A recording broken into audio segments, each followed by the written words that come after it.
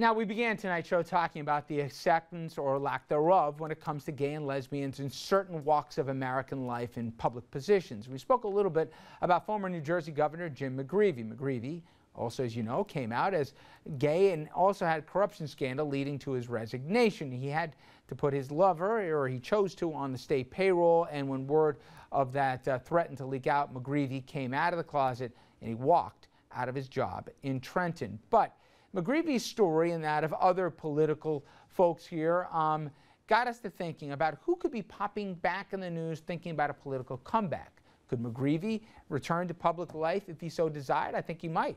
What about some other scandal-plagued officials? And Andrew runs through some of the names here, and it led to some debate in the morning meeting who could be electable after everything they went through. As well as some flashbacks from names in our not-so-distant past. Keep in mind, Rich, when and if politicians try to return from exile, they have to overcome their own misdeeds, the mistrust of voters, and, of course, the beatings they've already taken in the press. Start with McGreevey, who would have to overcome tabloid headlines like bedfellow, as the Post put it a few years ago. But McGreevey's never expressed a real interest in returning to public life. Not so for former Congressman Anthony Weiner. After spending a year away from the cameras and headlines, Weiner began to reemerge last week. He did 3 different interviews and a radio spot talking about the Supreme Court's ruling on health care. That got plenty of people wondering if Weiner is angling for a return to public life or even elective office. Not that you've forgotten, but Weiner resigned his seat in Congress last year after tweeting an underwear self-portrait to a woman in revelations he had spent similar photos to other women online, prompting the Post's headline writers to splash "Battle of the Bulge, Weiner exposed" on its front cover. So what about some other local politicians now banished to political Siberia? No one needs a reminder of Eliot Spitzer's misdeeds. Can you say call girl without thinking of the former New York governor? Last year, rumors swirled about him returning to politics. Second coming is how the Post so delicately put it. Spitzer, who had previously served as state attorney general, the top law enforcement post in the state, had a knack and a history of paying for hookers and had made enough political enemies on his way up that he had no net on his way down. Anyone remember former Staten Island Congressman Vito Fossella? This Post headline, "Family Affair May Jog Your Memory." Fossella was arrested while in office in Northern Virginia. He told police he was heading home to his wife and child, and he sort of was. Only that wife was a girlfriend, and he had an entirely different and separate family back here in New York. Fossella never resigned. He just declined to run for re-election in 2008. Those were mostly sins of the flesh. So what about another local politician who went away for sins of the bank account? Couldn't find any tabloid headlines for former Newark Mayor Sharp James, but his resume works just as well. 5-term Democratic mayor was convicted in a federal housing bid rigging scheme, getting the city to sell property to his mistress, then reselling the land for big profits. James served 2 years in federal prison, and his shadow still looms pretty large across the political scene in Newark, Rich. Thank you, Andrew, here. And trust me, we could have kept going on and on and on. But to help us sound off on this, TJ Walker, CEO of Media Training Worldwide, as well as a best-selling author, TJ Walker's Secret to Foolproof Presentations. All right, give me a foolproof answer on this, TJ. We listed a few folks locally who, if they did a full mea culpa, they go through the 3 steps, they do the book, they go on Oprah's couch or somebody else's and say how sorry they were, and they get the wife to sit next to them. Who could win again if they showed enough contrition? I think Weiner could. He's got several strengths you cannot overlook. He has tremendous energy. That always helps.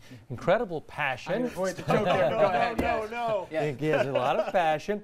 He is smart, and he has huge ambition. You cannot count out someone like that. Plus, let's not forget, as embarrassing as this was, and it was hugely embarrassing, when you compare him to all the crooks out there who are lining their pockets from the public trough, he doesn't look that bad. He does need time. People need some time to not think about him. He's taken off a year, maybe another few years. The other thing that'll help him is simply age. He needs a little bit of a belly, maybe some gray hair. Don, let me ask you, man. In a lot of ways, there wasn't the actual affair with Weiner, but the wife was pregnant. He had, and to a lot of folks, they say, wait a second. As bad as what Spitzer did here, right? They even hated Weiner more. The pictures, the posing, it just turned them off. You covered these stories. Where do you think more empathy? Is he? I'm going to avoid that one too. Is he right here?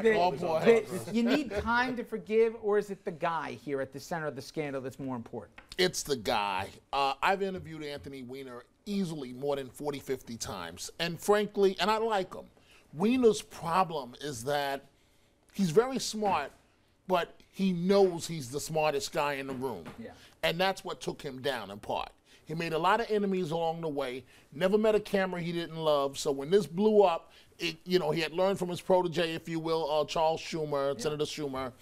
He can make a comeback, but I can't see Orthodox Jews in that district voting for Anthony Weiner. His best comeback will be on television. There's another element to all this, which has to do with the public trust. I mean, McGreevey and Elliot Spitzer broke the public trust. They basically traded their office, or at least the responsibilities of their office, and their actions directly flew in the face of that. Weiner and Fasella, to a certain degree, not nearly as much. That was more personal. That was more internal. And that's how he can redeem himself. If 5 years, 8 years go by, and he's the good family man, and the child is being raised, and the wife forgives, that's going to be a strong case for him to say, "Hey, I've redeemed myself." I say though, if I'm a voter and I look at Fasella and say, "Time out." If I can't even trust this guy not to have a second family on the side, why would I trust him with my vote? And I understand the private lives.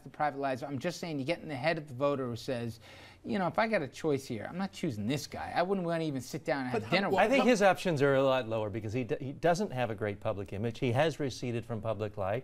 And he's someone who didn't seem to have that passion from day one like Weiner. I mean, Weiner is the guy running for student council in second grade.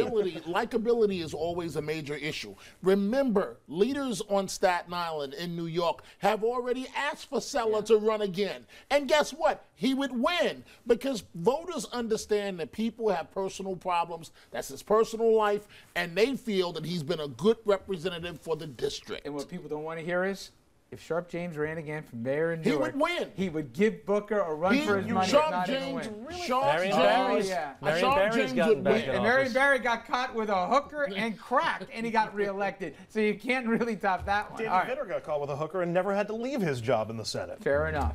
All right, let's move off. Change the subject from hookers here. I can't get out of this quick enough.